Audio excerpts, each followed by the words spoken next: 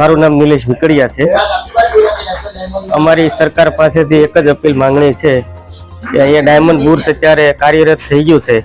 પરંતુ અહીંયા તમામ ઇન્ટરનેશનલ ફ્લાઇટ અમુક કન્ટ્રીની ચાલુ નથી થઈ, જેવી કે હોંગકોંગ છે, આફ્રિકા છે, બેલ્જિયમ છે। આ તમામ ફ્લાઇટ અહીંયા કનેક્ટિંગ થાય જેથી કરીને બહારના કસ્ટમર આવે તો અહીંયા નાનાથી લઈને મોટા ઉદ્યોગકારીને બધાને ફાયદો થાય, તો આ ઇન્ડસ્ટ્રી આગળ ગ્રોથ કરે તો તમામ ઇન્ટરનેશનલ ફ્લાઇટ ચાલુ થાય એ અમારી માંગણી છે।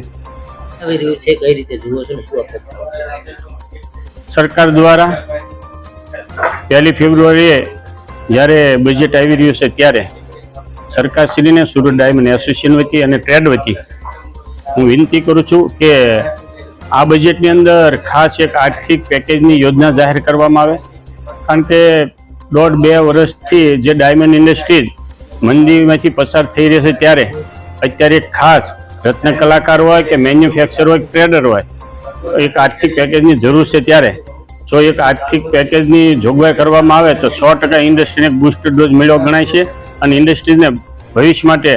એક આગળ કાર્ય કરવા માટે, કામ કરવા માટે અને ધંધાને આગળ ધપાવવા માટે સારું ગણાય છે।